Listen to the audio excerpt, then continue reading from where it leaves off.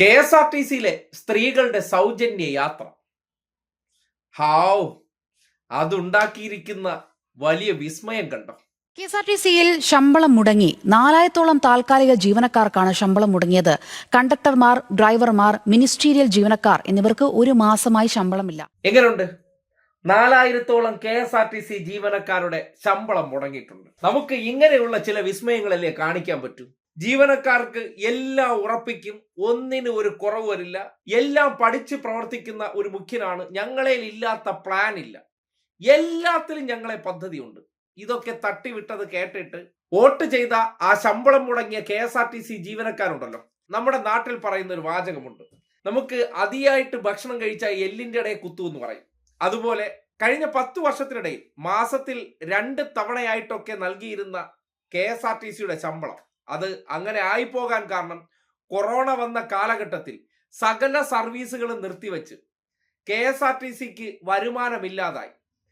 നേരത്തെ ഉണ്ടായിരുന്ന കടങ്ങളെല്ലാം പെറ്റുപെരുകി KSRTC നഷ്ടത്തിൽ നിന്ന് നഷ്ടത്തിലേക്ക് കൂപ്പുകുത്തി. കാര്യം വരുമാനമില്ലാതെ ഒരു സംവിധാനത്തിനും പ്രവർത്തിക്കാൻ കഴിയില്ലല്ലോ. അങ്ങനെ KSRTC ബോർഡ് 2-2.5 വർഷം സർവീസ് നടത്താതെ വരുമാനമില്ലാതെ ചുരുങ്ങിയ സന്ദർഭത്തിൽ ജീവനക്കാരെ പട്ടിണിയിലാകാതെ ശമ്പളം കൊടുത്തു പോറ്റി. എവിടെ നിന്നായിരിക്കും? അതും കടം മേടിച്ച് എല്ലാം കൂടി ചേർന്നു. ഒടുവിൽ KSRTC കൊറോണയ്ക്ക് ശേഷം ഉയർത്തെഴുന്നേൽക്കുമെന്ന് ആരും പ്രതീക്ഷിച്ചില്ല. പക്ഷേ അതിനെ വെച്ച് അധ്വാനിച്ചു, കഷ്ടപ്പെട്ടു. 2025 ആദ്യ വാരത്തോടുകൂടി KSRTCയുടെ ശമ്പളം ഒറ്റ ടേണാക്കി.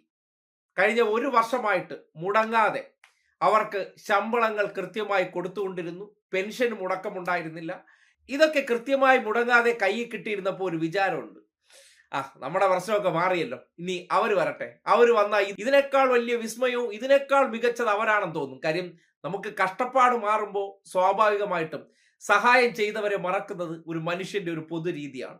അങ്ങനെയാണ് മേനോൻ മുഖ്യൻ വരട്ടെ, എല്ലാ കാര്യങ്ങളും ഇപ്പൊ ചെയ്തതിനേക്കാൾ 10 ഇരട്ടിയായിട്ടാണ് ചെയ്യാൻ പോകുന്നത്. അങ്ങനെ ചെയ്തതാണ് നിങ്ങൾ കണ്ടത്. അപ്പോ KSRTCയിലെ ജീവനക്കാർക്ക് ശമ്പളം മുടങ്ങി. പ്രിയദർശിനി സൗജന്യ യാത്ര, ആ സൗജന്യ യാത്ര കൊണ്ട് പ്രൈവറ്റ് ബസ്സുകാരിലെ ജീവനക്കാരുടെ കഞ്ഞികുടിയും മുട്ടി വരുമാനവും മുടങ്ങി. മുതലാളിമാർ കുത്തുവാള എടുക്കാനും പോകുന്നു.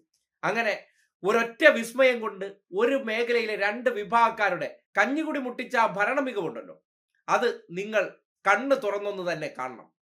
നഷ്ടത്തിലോടിക്കൊണ്ടിരുന്ന ഒരു സംവിധാനത്തെ ഒന്ന് പിടിച്ചെണീപ്പിച്ചപ്പോൾ നഷ്ടത്തിൽ നിന്ന് നഷ്ടത്തിലേക്ക് കൂപ്പുകുത്തി ഓരോ ദിവസവും 2.5 കോടി നഷ്ടം, 3.5 കോടി നഷ്ടമെന്ന് അഭിമാനപൂർവ്വം ജനങ്ങളോട് പറഞ്ഞുകൊണ്ടിരിക്കുകയാണ്.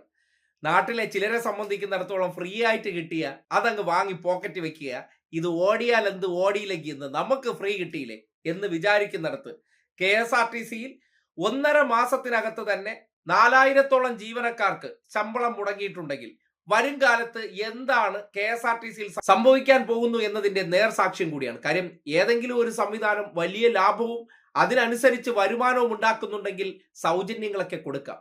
നഷ്ടത്തിൽ ഓടിക്കൊണ്ടിരിക്കുന്നതിനെ വീണ്ടും സൗജന്യം കൊടുത്ത് നഷ്ടത്തിലാക്കി കൊണ്ടുപോവുക എന്ന് പറഞ്ഞാൽ അതിന്റെ അർത്ഥം എന്താണ്? കാട്ടിലെ തടി തേവരുടെ ആന, നശിച്ചാൽ എന്ത്, നശിച്ചില്ലെങ്കിൽ നമുക്കെന്ത്? നമുക്ക് കിട്ടിയ അവസരത്തിൽ കുറച്ചു പേരുടെ കണ്ണിപ്പൊടിയിടാൻ അതിനെ അങ്ങ് നശിപ്പിക്കാൻ ഒരു സൗജന്യം കൊടുത്തു. അതിന് കൈയടിച്ചുകൊണ്ട് നിന്ന പ്രൈവറ്റ് ബസ്സുകാരും KSRTCക്കാരെല്ലാം ഇപ്പോൾ ആമ്പലും കഞ്ഞിയുമായി